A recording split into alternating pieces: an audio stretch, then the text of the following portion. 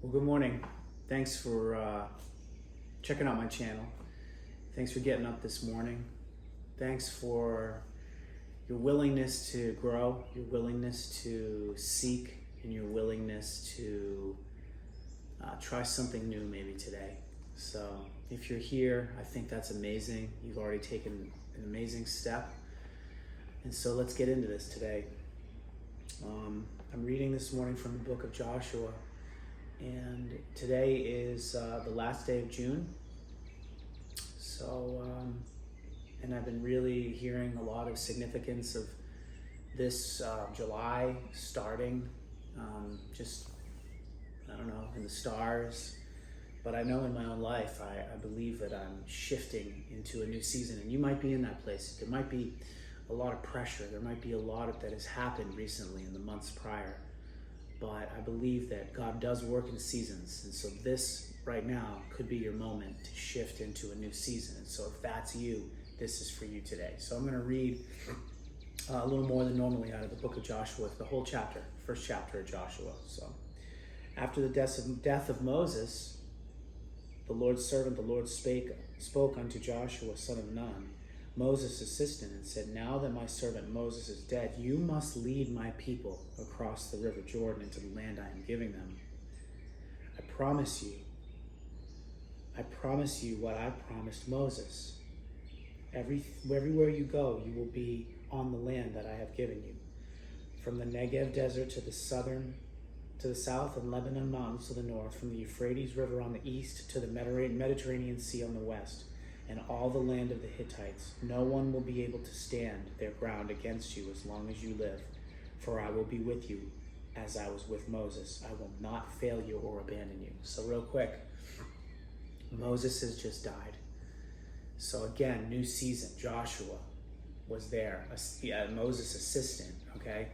And so what happened is the promise that God gave Moses, God gave that same promise to Joshua. So this is an awesome story of basically inheriting the promised land, but also inheriting the promise that Moses had. And that promise is that God will be with him. And so now he's telling Joshua, I will be with you. I will not fail you or abandon you. Keep it going. Be strong and courageous, for you will lead my people to possess all the land I swore to give their ancestors. Be strong and very courageous. Obey all the laws Moses gave you. Do not turn away from them, and you will be successful in everything you do. Oh man, that's good. Study this book of the law continually. Meditate on it day and night, so that you may be sure to obey all that is written in it. Only then will you succeed. I command you, be strong and courageous.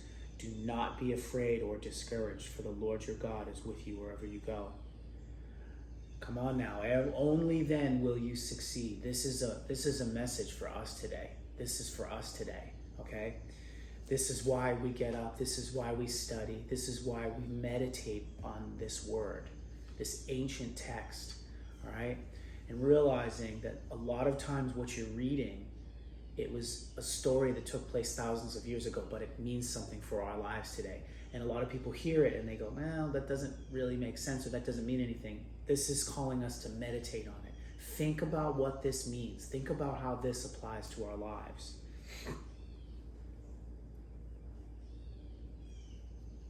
Do not be afraid or discouraged. That's another word that really speaks to me, because life's tough. Life has a lot of twists and turns and ups and downs and unexpected things that come along, and challenges.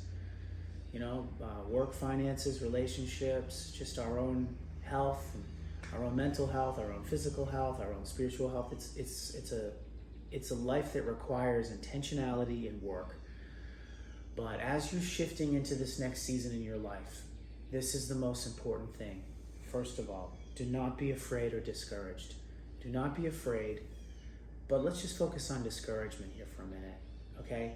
This is a season where every day when you get up in the morning, stand against discouragement by shouting for joy, by singing for joy, by thanking God for the joy he has given you, or the peace that he has given you that surpasses all understanding. There's no more time for fear and discouragement. That's gone. That's in the past. This new season is about walking in God's peace, favor, his joy, okay, his gladness. And that's going to happen by every day being intentional to walk in that. Every day deciding to not be afraid and to not be discouraged. No matter where you are, no matter where you're going, God is with you. Wherever you are, he is with you. And now is the time to start embracing that in a new way. You're not alone. You're never alone. Okay? So let's finish this chapter.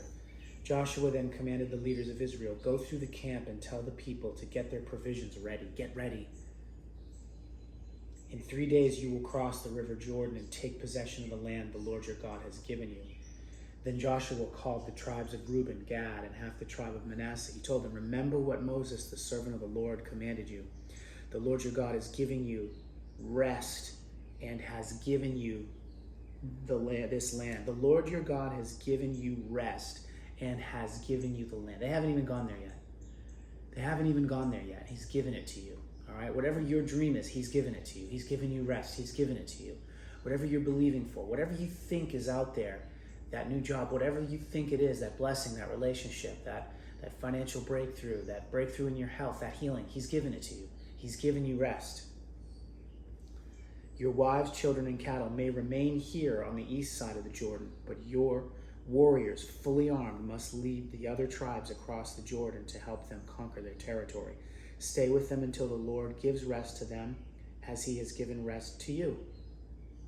And until they do, too, possess the land that the Lord has given them. Only then may you settle here on the east side of the Jordan River in the land of Moses, the servant of the Lord gave you. They answered Joshua, we will do whatever you command us. As we will go wherever you send us, we will obey you just as we obeyed Moses. And may the Lord your God be with you as he was with Moses. Anyone who rebels against your word, and does not obey every command will be put to death. So be strong and courageous. So Joshua had the support of God, and he had the support of the people. And so that's the season you're moving into, because we live in a natural world. We live in a world where there's people involved. We live in a world where all the things we do are going to involve people.